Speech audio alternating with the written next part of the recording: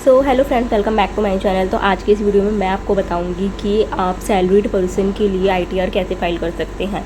तो आपको सबको पता है कि सैलरीड पर्सन के लिए आईटीआर 1 सहज जो है वो लगता है, ठीक है। तो अगर वो कोई किसी भी उसमें पार्टनर नहीं है, बिजनेस में पार्टनर वगैरह या डायरेक्टर नहीं है, तो उसके लिए आईटीआर 1 लगेगा। तो सबसे पहले आपको करना क्या है, इनकम टैक्स लॉगिन करके अपनी साइट को लॉगिन कर लेना है। यूज़र आईडी में आपको आपका पैन नंबर डालना है, देन आपको अपना पासवर्ड यहाँ पे क्लिक करके यहाँ पे लॉगिन कर लेना है। लॉगिन करने के बाद आप जाएंगे ई फाइल पे, then income tax return, after that click file income tax return. File income tax return पे जब आप जाओगे तो यहाँ पर देखो मैंने यहाँ पे अपना डेटा सेव कर रखा है, आईटीआर 1 जो कि मेरा है।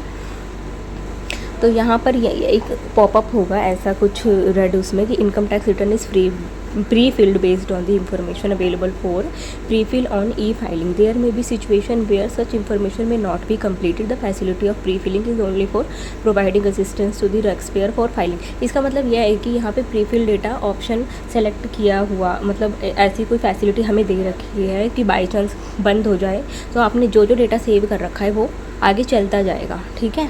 उसको आपको दोबारा भरने की ज़रूरत नहीं पड़ेगी, फिल करने की ज़रूरत नहीं पड़ेगी। तो यहाँ पे 139 सबसेक्शन 1 इसलिए होता है कि आप लेट फाइल नहीं कर रहे हो, ठीक है। फिर यहाँ पे ऑप्शन आता है, पूछता है कि आपको ओल्ड टैक्स रिगाइम से या फिर न्यू टैक्स रिगीम से आपको फाइल करना है। तो यहाँ पे मैंने न्यू टैक्स रिगीम जो है वो सेलेक्ट कर रखा है। डिटेल्स वगैरह उसमें सब वही चीज़ आती है और बस 139 1 सेक्शन को सेलेक्ट करना है और न्यू टैक्स या ओल्ड टैक्स जिससे भी आप करना चाहते हो। फिर पूछेगा आपसे सैलरी का जो भी है कि आपकी इनकम क्या है, तो यहाँ पे आपको इनकम अपनी डिटेल्स डाल देनी है और इनकम फ्रॉम अदर सोर्सेज में आपका कोई इंटरेस्ट है, कोई interest from saving bank account है या एनी अदर इनकम है। जैसे मेरी यहाँ पे कमीशन आती है LIC से, वो मैंने यहाँ पे फिल कर दिया है। तो 271,181 मेरा यहाँ पे ग्रोस टोटल इनकम हो गई है। 75,000 की डिडक्शन जो है वो न्यू टैक्स रिजीम में है, तो वो मुझे मिल चुकी है यहाँ पे, ठीक है। तो ये हमारा फर्स्ट हो गया। यहाँ पे हमारी इनकम का जो भी डिटेल्स है वो आ गया। जो मेरी सैलरी है वो मैंने यहाँ पे ऊपर लिख दिया। जो आपकी ईयरली सैलरी है वो आपको वहाँ पे डाल देनी है। उसके बाद यहाँ पे डिडक्शंस का है, तो डिडक्शंस मैंने कुछ भी नहीं डाली हैं अपनी यहाँ पे। उसके बाद है टैक्स पे। डिडक्शन वैसे भी न्यू टैक्स रिजीम में डिडक्शंस है भी नहीं, ज़्यादा है ही नहीं बोले तो, ठीक है। तो यहाँ पर ये सारी चीज़ें आ गई। TDS की डिटेल, TDS यहाँ पे मेरा यहाँ पे है schedule TDS 1 detail of tax at source from salary इतनी है नहीं कि मेरी TDS यहाँ पे कटे। दूसरी चीज़ है मेरा इनकम अदर देन सैलरी से मेरा जो TDS कटा है वो है मेरा कमीशन बेस पे। तो यहाँ पे लिखा भी हुआ है 194D इंश्योरेंस कमीशन करके, ठीक है। तो वो चीज़ यहाँ पे मेरी आ चुकी है। 1169 रुपये मेरा यहाँ पे बन रहा है। 1169 आप देख सकते हो टोटल टैक्स पेड है। तो यहाँ पर टैक्स पेड मेरा मैंने कंफर्म कर दिया, हाँ भाई सही बन रहा है। 26 ईयर्स से मैंने देख लिया था। फिर यहाँ पे कंप्यूटेशन ऑफ इनकम आ जाती है। 271 मेरा बन रहा था। 75,000 डिडक्शंस के बाद total tax free and interest करके यहाँ पर जो भी है वो कुछ है ही नहीं। फ्री एंड इंटरेस्ट तो है नहीं क्योंकि मैं ड्यू डेट से पहले जो है वो अपना फाइल कर रही हूँ। तो यहाँ पर मेरा आ गया you are eligible for refund, जो कि मुझे 1 रुपये एक्स्ट्रा दे रहे हैं, 1170 रुपये। हाँ वो थोड़ा वो कर देते हैं उसे क्या बोलते हैं, राउंड ऑफ, ठीक है। तो टोटल टैक्स पेड ये आ गया यहाँ पे और कुछ इतने जो यहाँ पे लिख रखा है और अमाउंट पेबल एंड रिफंड मैं इसके लिए एलिजिबल हूँ, तो वो आ गया। यहाँ पर मैं अपना प्रीव्यू देखती हूँ, यहाँ पे मैं सबमिट कर देती हूँ आई संजू डॉटर ऑफ शिवानी यादव करके। यहाँ पे जो भी चीज़ है वो मैंने यहाँ पे सेलेक्ट कर दिया कि हाँ भाई मैंने जो डिटेल्स दी हैं वो सही दी हैं अपने उससे, ठीक है। लेकिन यहाँ पर क्या होता है कि मेरा इसने बैक बाउंस इसलिए कर दिया क्योंकि मेरी एक चीज़ यहाँ पे रह गई है। वो चीज़ ये रह गई है कि जो यहाँ पे ईयर ऑफ टैक्स डिडक्शन है वो मैंने सेलेक्ट नहीं किया, जो कि मेरा 24-25 का है। क्योंकि मैं ITR 24-25 की फाइल कर रही हूँ, तो दैट्स वाई मुझे यहाँ पे सेलेक्ट करना पड़ेगा कि जो मेरा टैक्स डिडक्ट हुआ है वो 2024-25 ईयर का है।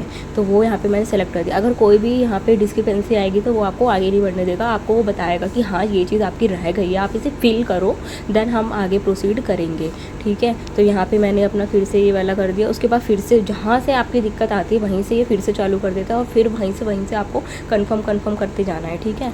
तो यहाँ पे फिर से प्रीव्यू आ गया। फिर से यहाँ पे मैंने सेलेक्ट कर दूँगी और टीआरपी मैंने आपको पिछली वीडियो में बताया है कि टीआरपी होता है क्योंकि मैंने कोई प्रोफेशनल बंदा हायर नहीं किया है भाई अपनी ITR के लिए।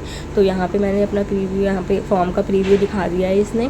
ITR 1 सहज है, मेरी सारी डिटेल्स हैं इसमें और यहाँ पे एड्रेस वगैरह आ जाएगा और बैंक की डिटेल्स आएंगी, रिफंड किस में चाहिए मुझे, तो ये सारी चीज़ें आ जाएंगी। उसके बाद यहाँ पे मैं क्या कर दूँगी, यहाँ पे मैं प्रोसीड टू वेरिफिकेशन करके यहाँ पे ई वेरीफाई ना कर दूँगी, जहाँ पे लिखा होगा कि आप आधार OTP के थ्रू कर सकते हैं या ई वेरीफाई लेटर बाद में कर सकते हैं या ITR वेरीफाई 5th के थ्रू, यानी आप पोस्ट करके वहाँ से ITR अपनी जो है वेरीफाई करा सकते हैं, ई वेरीफाई।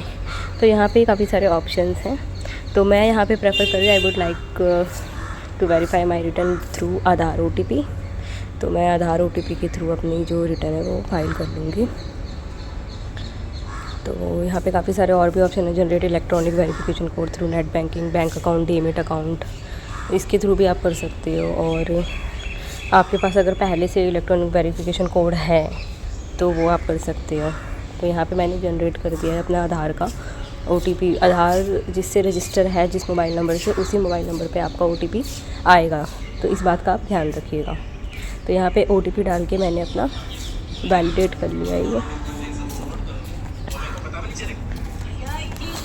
तो यहाँ पे मेरी रिटर्न जो है वो सबमिट हो गई है और यहाँ पे कंफर्म सबमिशन ऑफ रिटर्न में ये आ रहा है कि अगर आप अपनी रिटर्न को चेक कर लीजिए, अगर मॉडिफाई कराना चाहोगे तो बाद में नहीं हो पाएगा।